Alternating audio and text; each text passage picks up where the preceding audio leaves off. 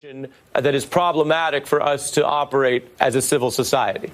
Well, the first thing that I look at is the date of the tapes. It's remarkable that we are pulling tapes that you've gone into the archives and we're looking at the year 2000. I think people are entitled to evolve their thoughts over 18 years. The second thing that I think is quite remarkable here is that we're talking about racial division and what sows racial division. I think the fact that every time I'm invited onto this network, I'm being asked to dispute another black person. The black community is broken up in general, and I don't want to partake in any of that. We're just ending a weekend where 71 black people were shot in Chicago, 13 of them killed, and we're not talking about that.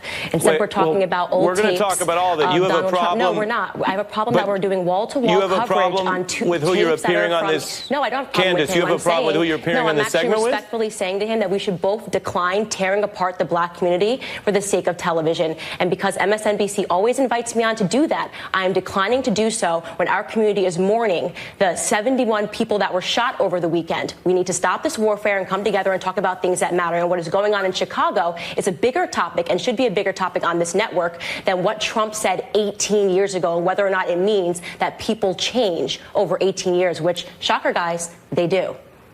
Well, I'm going to have the professor respond, but I have to respond on behalf of myself. You knew what you were invited to discuss, and we're happy you're here. It's very important to me in this show that we have these conversations and invite a lot of people of all perspectives. If there's a problem with that, I think you knew what the invite was to begin with. Professor Dyson, your thoughts?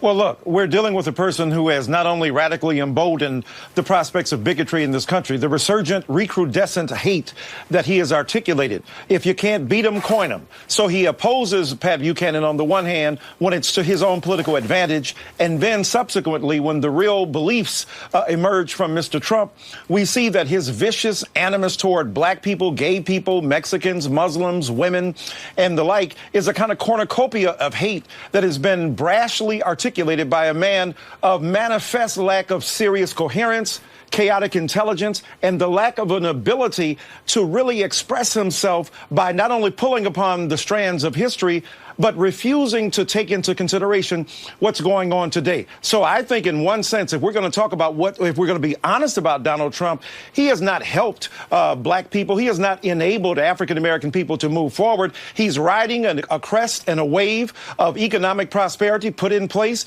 by his predecessor, Barack Obama. He has refused to acknowledge the centrality of police brutality and unarmed black people being assaulted by people in this country. So the reality is that Donald Trump, while claiming through rhetoric to be for the blacks, what he has done is undermine the capacity of African-American people to exist in a country where it's not only about the economic facts and the wherewithal that we contend with, it is about the tone. It is about the rhetoric. It is about the atmosphere that has been unleashed here. And Donald Trump has done something very dangerous and destructive. He can't see the difference between an anti-fascist and a person who supports it. He can't see the difference between somebody who's against black people and who is for them. So when he draws false equivalencies between both sides, he negates the ability to say, look, I believe in rational civil discourse in America, but I take a side morally and politically. We are now 53 years to the date. For a quick second. 53 years, let me finish this. 53 years beyond the date of the voting. Let me finish this. We'll go to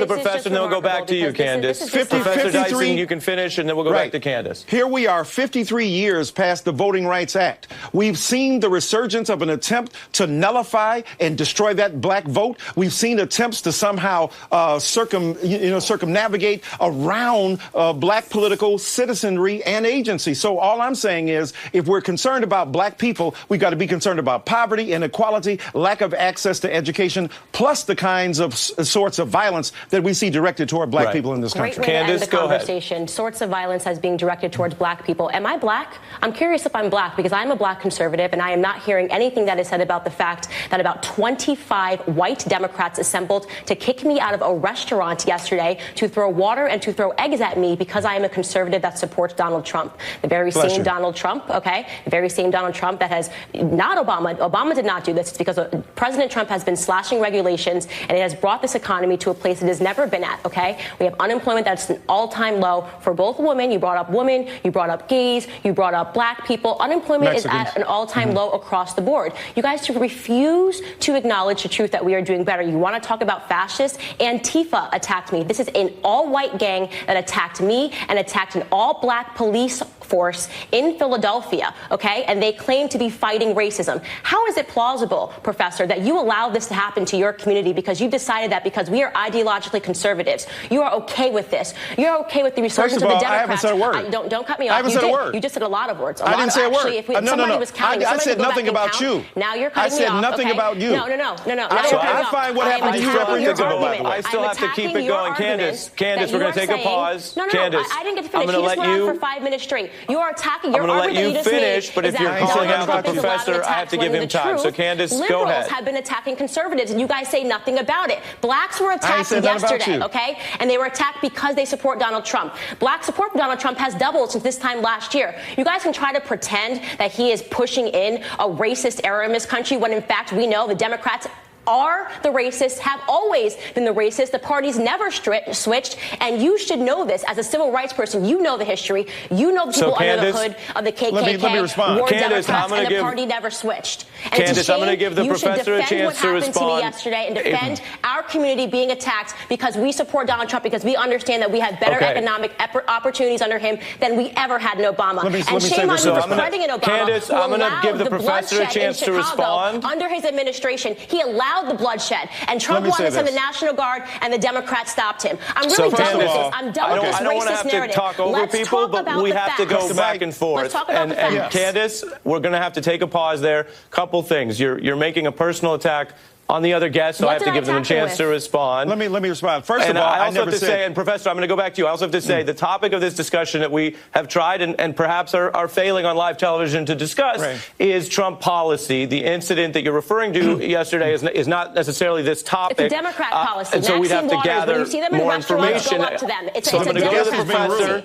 Professor, you get a chance to respond, sir. First of all, I never said anything about Ms. Owens. I never directed any animus, any particular rhetoric, any conversation toward her. So first of all, when she say you allowed it, first of all, I'm not God. I don't control the universe or weather. I don't control the atmosphere, geology, or geography. So I did not point these people toward you. I think it's reprehensible that any human being is, if you will, put out of a particular establishment because of her ideology. I think that that's problematic. So I did not suggest that. Number two, yeah, you are black and I am black. But that doesn't mean that automatically we agree with everything. Of course not. We should Let me finish. One another. Now, what I'm saying to you is that when you talk about me as disrespectful, here's what's interesting to me.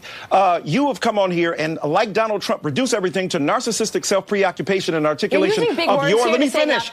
What you're saying here. So now, what happens to Black America happens to you. So Black people are reduced to what? Can you, Ari? Can I finish my point? I didn't jump on her. Can I finish my point? Can I